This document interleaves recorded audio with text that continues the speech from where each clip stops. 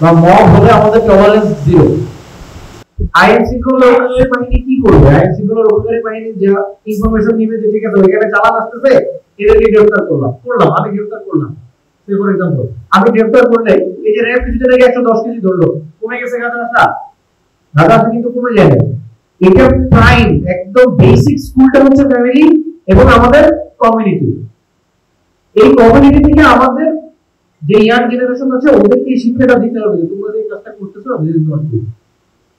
এই জিনিসটা ওদেরকে দিতে হবে। আমাদের কমিউনিটির ভিতরে এই প্র্যাকটিসটা করে তুলতে হবে।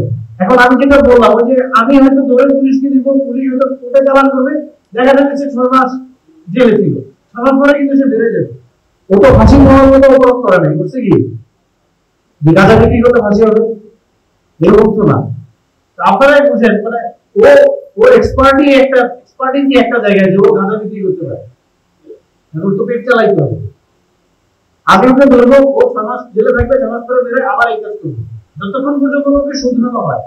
ও যে কমিউনিটিতে বিলং করে সেই কমিউনিটি যদি ওকে না শুধরায় ও তো শুধরাবে না। বা মব হলে আমাদের টলারেন্স জিরো। এখনো পর্যন্ত আমাদের কাছে ইন্টেলিজেন্স থেকে যে পরিমাণ ইনফরমেশন আছে মব হওয়ার সম্ভাবনা এখনো পর্যন্ত আমরা দেখছি না, বা তার মানে এই না যে আমরা এই সম্ভাবনাকে একেবারে উড়িয়ে দিচ্ছি। আমরা ওই অনুযায়ী কাজ করতেছি। আমাদের গোয়েন্দা তথ্য ওই অনুযায়ী, গোয়েন্দারা ওই অনুযায়ী তথ্য সংগ্রহ করতেছে। ইনশাআল্লাহ আমরা কোনো ধরনের মব হতে দিব না, এবং যদি হয় সেটা আমরা কোনোভাবেই টলারেট করবো না। এই ব্যাপারে আপনারা শতভাগ নিশ্চিত থাকতে পারেন। তো আপনাদের কাছে আমার একটা রিকোয়েস্ট থাকবে, আপনারা আপনাদের যেসব ভলান্টিয়াররা থাকবে, বিশেষ করে মণ্ডপের যারা আছেন, তারা সবাই আমাদের কন্ট্রোল নাম্বারটা নিয়ে দেবেন। যাত্রাবাড়ি আর্মি ক্যাম্পের যে কন্ট্রোল নাম্বার আছে এই কন্ট্রোল নাম্বারটা সবাই আপনাদের সংরক্ষণে রাখবেন, এবং আপনাদের যে ভলান্টিয়ার যারা আছে তাদের কাছে এই নাম্বারটা দিয়ে দিবেন। বুঝতে পারছি?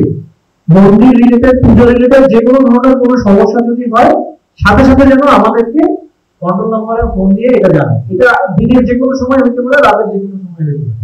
আমি বুঝতে পারছি এই জিনিসটা আমাদেরকে সাহায্য করবে। দেখা গেল আপনারা পুলিশকে জানাচ্ছেন, পুলিশ আমাদেরকে জানাচ্ছে, দীর্ঘসূত্রিত হয়ে যেতে পারে। ক্লিয়ার? তো এই জিনিসটা করলে আমাদের জন্য সুবিধা হবে। ছবি তোলার ব্যাপারে একটা পয়েন্ট আছে যে সাংবাদিকরা ছবি তুলতেছে, আবার এক ভাই বললেন যে ছবি তুলে টাকা চাইছে।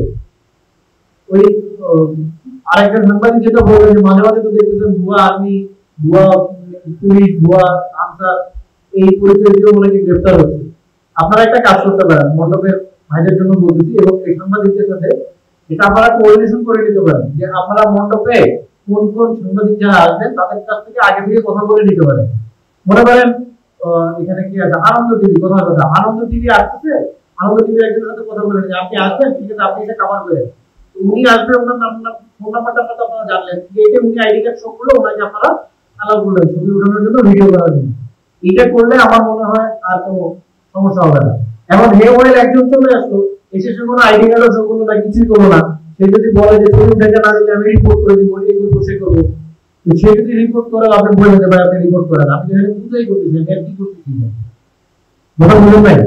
আমি যদি নিজে থেকে ঠিক থাকি সে কি রিপোর্ট করবে আমার? বুঝতে পারছি? তো কেউ এসে যে থ্রেট দেয় যে আমাকে ছবি উঠে দিচ্ছেন না, এই করে দিচ্ছেন না, আমি ভাইরাল করে দিব, মানে যেটা এখন যেটা হয়, তো ঠিক আছে আপনি ভাইরাল করেন, আমি আমার পূজাই তো করতেছি, আমি একটু করতেছি না।